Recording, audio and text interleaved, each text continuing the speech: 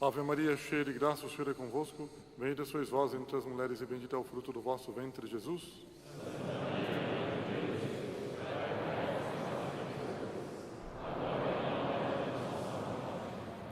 Queiram sentar-se, por favor.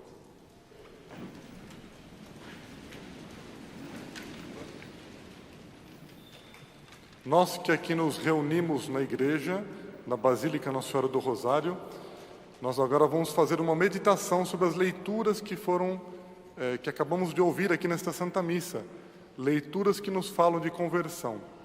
Para isso, nós devemos nos desligar um pouco do burburinho do mundo, das coisas que temos problemas vários, esse problema financeiro, problema familiar, deixemos de lado um pouco. Esqueçamos o celular, que não vai chegar nenhuma notícia dizendo que alguém ficou milionário agora durante a missa. E se ficar sabendo depois da missa que ficou milionário, agradeça ter participado da missa e Deus ter concedido essa graça. Então não precisa olhar o WhatsApp agora, não precisa olhar o celular, o telefone. Deixemos de lado isso e prestemos atenção na mensagem que aqui será transmitida a todos que participam desta Santa Missa e a todos aqueles que nos acompanham via internet no canal Arautos do Evangelho. As leituras de hoje nos falam de conversão. O Evangelho nos traz o caso da pecadora que aposta diante de nosso Senhor Jesus Cristo depois de ter sido pega, segundo alegavam os judeus que levaram a ela diante de nosso Senhor, alegam que ela foi pega em flagrante adultério, portanto havia pecado. É estranho que eles não levaram o homem que tinha pecado com ela, apenas a mulher. Tinha alguma coisa montada ali para tentar colocar o nosso Senhor Jesus Cristo em má situação, ainda mais se a lei de Moisés dizia que uma mulher pecadora que fosse tomada em flagrante adultério deveria ser apedrejada. Eles não precisariam, comenta Monsenhor João, eles não precisariam ter levado a nosso Senhor Jesus Cristo àquela mulher, eles já poderiam ter apedrejado a ela antes de ter pedido a ele. Portanto, queriam colocar o nosso Senhor Jesus Cristo em má situação. Mas tomemos aqui o ponto importante: conversão. Nosso Senhor Jesus Cristo diz para ela que ela deve ir embora e não pecar mais. Importante esse ponto. Não tornar a pecar depois de uma queda grave. Guardemos aqui o pensamento, conversão. Depois nós vemos na segunda leitura São Paulo aos Filipenses, que fala de conversão, de seguir a nosso Senhor Jesus Cristo, de ter uma vida reta diante dele. Mais uma vez a conversão. E na primeira leitura o profeta Isaías nos lembra de como nós devemos viver bem. Ele se recorda aqui o que aconteceu com aqueles que perseguiram os judeus na fuga pelo Mar Vermelho, entraram Mar Vermelho adentro, Deus abriu as águas, ficaram como muralhas do lado dos judeus, eles passaram, vieram os egípcios atrás deles, com suas bigas, com seus cavalos, e a água deglutiu a todos aqueles egípcios, e eles morreram. Então o profeta Isaías coloca aqui que é necessário ter conversão, transformação de vida, colocar-se diante das maravilhas do Senhor. Então nós vemos que a liturgia de hoje, as leituras que a igreja nos preparou, são leituras que falam de conversão, de mudança de vida.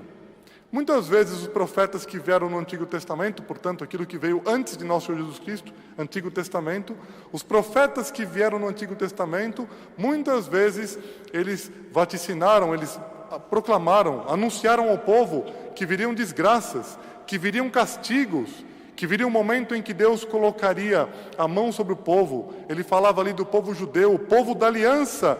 Era aquele povo da aliança que seguia o Deus de Abraão, de Isaac e de Jacó.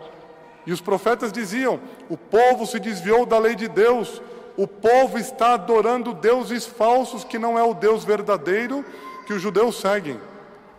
Então o profeta muitas vezes apertava o povo. Muitas vezes o profeta dizia que Deus castigaria se o povo não se convertesse.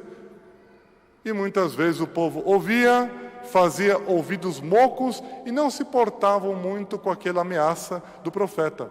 E muitos perseguiam os profetas, caluniavam os profetas e chegavam até a apedrejar e matar os profetas.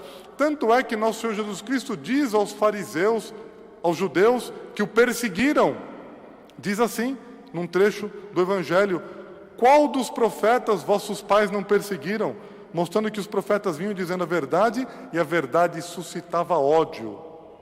Isso aconteceu no Antigo Testamento, isso aconteceu também no Novo Testamento. Há tantas almas proféticas que Deus enviou para mostrar o rumo, para mostrar que os homens deveriam se converter, para mostrar que os homens deveriam abandonar o caminho de pecado. E muitos homens santos, muitos profetas foram perseguidos também no Novo Testamento. Chegou um momento que, depois de muitos santos terem feito profecias, mostrando que o mundo, se não se convertesse, não se aproximasse de Deus novamente, que o mundo seria castigado, depois de muitos profetas terem dito isso, muitos santos terem anunciado isso, no século XIX, depois de muitos santos ao longo da história terem anunciado que viriam castigos se a humanidade não se convertesse, era necessário que os homens rezassem pela conversão dos pecadores, para que Deus fizesse com que o céu se unisse à terra e se cumprisse aquilo que estava no Pai Nosso, a petição do Pai Nosso: venha a nós o vosso reino, seja feita a vossa vontade assim na terra como no céu. O que Deus fez? Esses profetas ao longo dos séculos não foram muitas vezes ouvidos.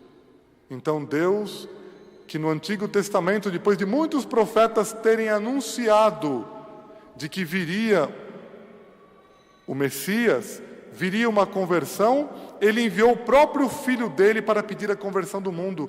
E nosso Senhor Jesus Cristo veio, o próprio Filho de Deus. E o que os homens fizeram com nosso Senhor Jesus Cristo? O que nós veremos na Semana Santa. Está chegando. Crucificaram o Filho de Deus. O mataram porque não aceitaram a boa nova que ele havia trazido. Mas Deus não desistiu da conversão dos homens. E ele, no Novo Testamento, depois de terem matado o nosso Senhor Jesus Cristo, Deus manda os seus profetas novamente, manda os seus santos que anunciam a conversão, que pedem que os homens mudem de vida. E Deus, através desses santos, anunciou que viriam castigos. Até que chega um momento em que Deus, não é que Ele envia seu Filho novamente, como havia feito no momento em que nosso Senhor Jesus Cristo veio ao mundo, mas Deus, desejando a conversão, Ele pensou o quê? Que uma mãe, quando fala, o filho ouve com mais facilidade.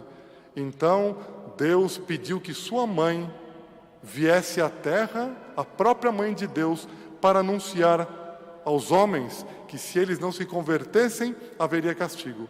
Nossa Senhora aparece em La Salette, na França, por exemplo, e ela disse que ela já não tinha mais força para segurar o braço de seu filho, que se descarregaria sobre o mundo em castigos. Nossa Senhora aparece a Santa Catarina Labouré. Nossa Senhora aparece em Lourdes e revela alguns segredos. Santa Bernadette Soubirous depois diz que não revela esses segredos ao mundo.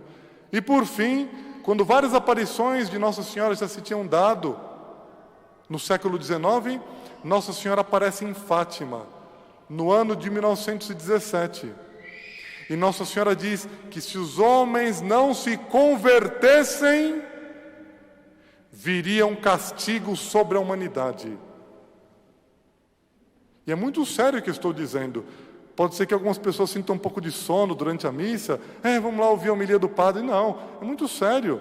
Porque pode ser que Nossa Senhora esteja repetindo suas palavras através do sacerdote que vos fala nessa missa, para dizer: meus filhos, minhas filhas, convertei-vos.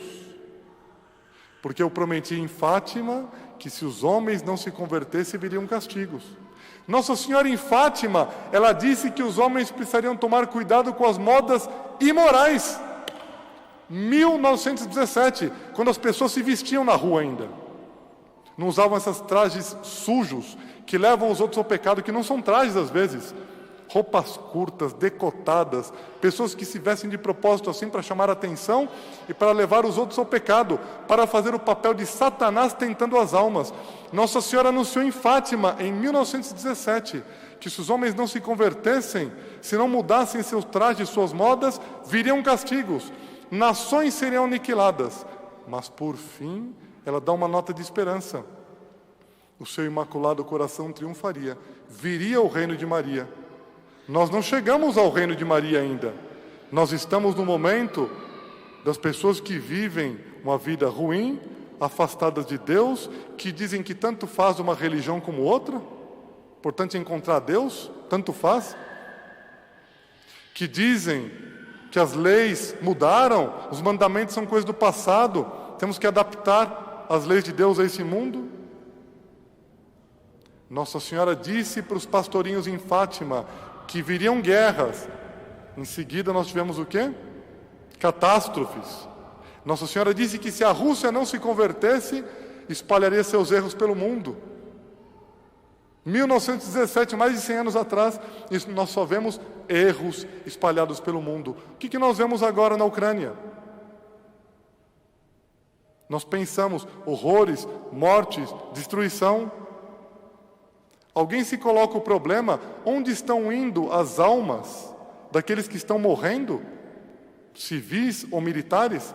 Onde estão essas almas? Quantos se salvaram? Mas nós vemos que Deus não quer a guerra.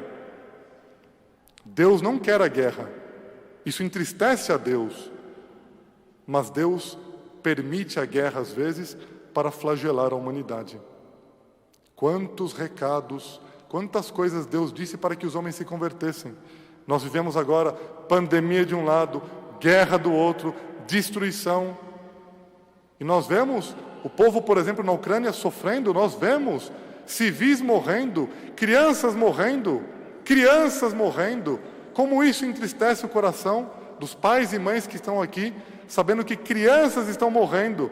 Entretanto, na última semana, eu vi uma notícia de que a Ucrânia é um dos países do mundo que mais tem abortos. Até o 3º mês é liberado, não tem lei para isso.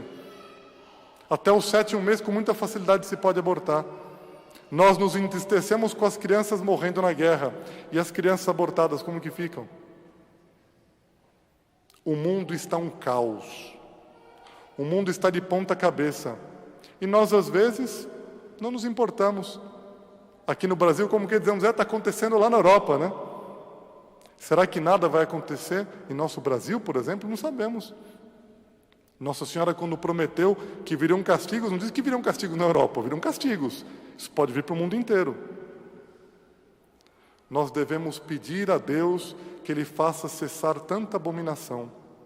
Nós devemos pedir a Deus que pare a guerra. Claro que devemos pedir a Deus quantas vítimas inocentes que estão morrendo. Mas, ao mesmo tempo, quantas conversões se estão operando nesse período de guerra? Apenas cito algumas notícias aqui interessantes. Começou a guerra na Ucrânia, muitos ucranianos pedindo para ser batizados. Muitos ucranianos pedindo para fazer a primeira comunhão, indo à igreja. Muitos ucranianos se confessando para não morrer em estado de pecado mortal. Quando é que esse povo talvez frequentasse tanto a igreja ou procurasse os sacramentos antes da guerra? Muitos ucranianos querendo colocar a situação matrimonial em ordem, estão mal casados, quiseram colocar em ordem.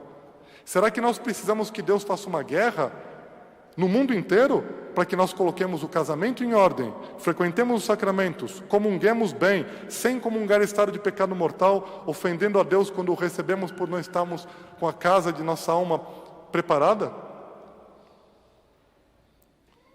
Nós vemos um mundo em caos, como Nossa Senhora prometeu em Fátima. Isso não nos deve desanimar, porque Nossa Senhora não prometeu apenas castigos. E nós vemos o que está acontecendo agora, podem ser castigos para a humanidade. Tanto a pandemia, quanto as guerras, quanto tantas outras coisas erradas que vemos. Desastres naturais, muito provavelmente. Não afirmo que isso seja castigo, mas apenas me pergunto, não seria um castigo? Grandíssima interrogação. E eu, nessa situação, como estou? Eu rezo? Nossa Senhora pediu que os homens rezassem o terço todos os dias, quando apareceu em Fátima. Eu rezo? Eu sei rezar o terço? Sei que lado que começa o terço? Às vezes nós somos católicos da boca para fora, não do coração para dentro. E digo, sou um católico não praticante. É uma pouca vergonha dizer uma coisa dessa. Católico não praticante. No domingo vou à missa, durante a semana esbofeteio a Deus com os meus pecados. Que católico é esse? Deus nos pede conversão. A vida é muito séria, ela pode acabar em um instante. Isso não nos deve dar desespero, nos deve dar esperança. Se Deus nos chacoalha, talvez, por algumas palavras um pouco fortes, é porque Deus nos diz: meu filho, minha filha, dá-me o teu coração. Nós estamos em época de conversão, em época de mudança de vida. Talvez nessa quaresma, no resto de quaresma que temos ainda, eu deveria fazer um exame de consciência. Há quanto tempo eu não confesso? Será que eu confessei mal na minha vida e tenho pecados escondidos? Será que eu comungo mal? Não, padre, eu comungo bem. Vamos pegar essa pessoa que comunga bem e pergunta: e ontem? Ficou brincando na internet, vendo imoralidade ontem à noite, antes de vir para a missa hoje? Comunga bem mesmo? Cada um tem que cuidar de sua alma. Nós nunca sabemos quando o Senhor virá para pedir conta de nossa vida. Peçamos a Nossa Senhora por nosso mundo. Peçamos que cesse a guerra. Peçamos pela conversão dos pecadores e pela salvação das almas, como Nossa Senhora pediu em Fátima. E peçamos nessa missa por nós. Coloquemos nosso coração aqui junto ao altar, no momento em que o sacerdote estiver fazendo o oferecimento do pão e do vinho, antes da consagração, pedindo a nossa conversão e a conversão do mundo, a conversão da Rússia, a conversão da humanidade. Peçamos a transformação de nossas vidas, também a transformação e conversão dos ucranianos.